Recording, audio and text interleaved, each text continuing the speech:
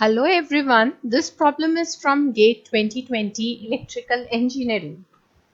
A cylindrical rotor synchronous generator with constant real power output and constant terminal voltage is supplying 100 ampere current to a 0.9 lagging power factor load.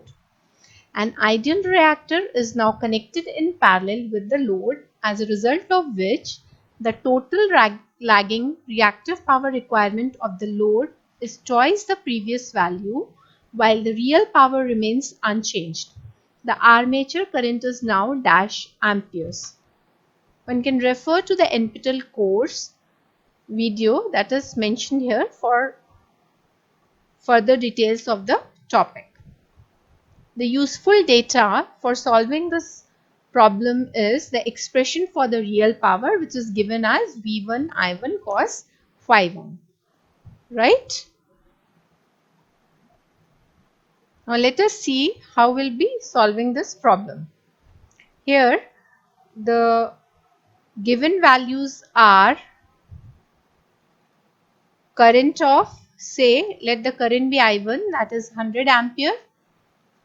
Then the power factor is lagging, that is, say, cos phi 1, that is equal to 0.9, and an ideal reactor is now connected in parallel with the load, due to which the reactive power requirement becomes twice the previous value, right? And it is also given that the real power and the terminal voltage both remain constant. Fine. So we can write down here real power as, say, V1 I1 cos phi 1. This is a constant value in spite of an increase in the load that is connected in parallel, right? So the voltage, terminal voltage, also remains constant. Fine. So we can say that if reactive load is connected in parallel, then Q2 is equal to 2 times Q1, where Q1 is the reactive power when there was no load in parallel. Okay, so V2 is equal to V1 since terminal voltage is constant. So from all this we can say, if P2 is the real power when this load is connected, given by V2 I2 cos phi 2, then this will be equal to P1 as it is a constant value. So we can write from here V1 I1 cos phi 1 is equal to V2 I2 cos phi 2, as V1 is equal to V2. So our equation reduces to, say, I1 cos phi 1 equals to I2 cos phi 2. Now we know what is I1, we know what is cos phi 1, and I2 and cos phi 2 have to be determined, right? Because here what is required? Armature current when the load is connected, right?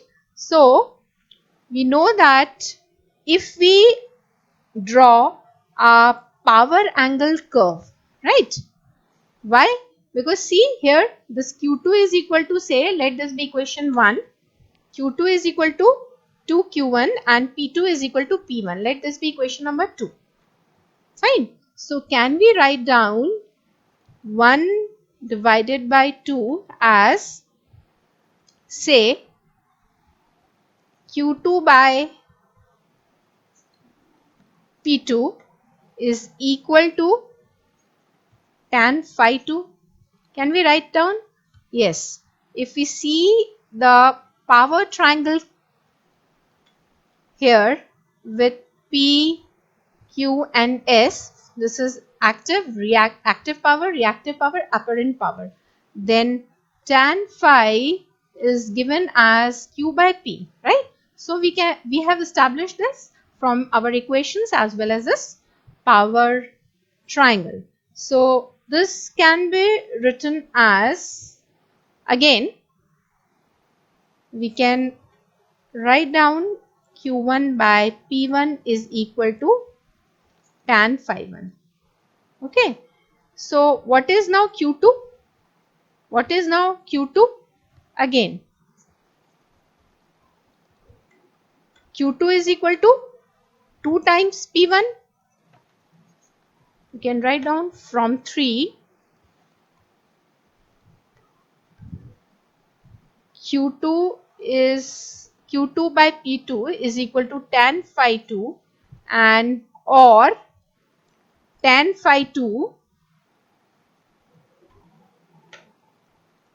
is equal to 2 times Q1 by P1. And what is Q1 by P1? Q1 by P1 is tan phi 1. And we know what is the value of phi 1, isn't it? We can find out what is phi 1 from here.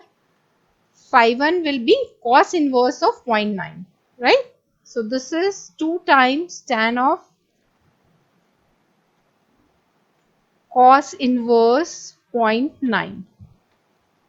And this gives us the value as 0.9686.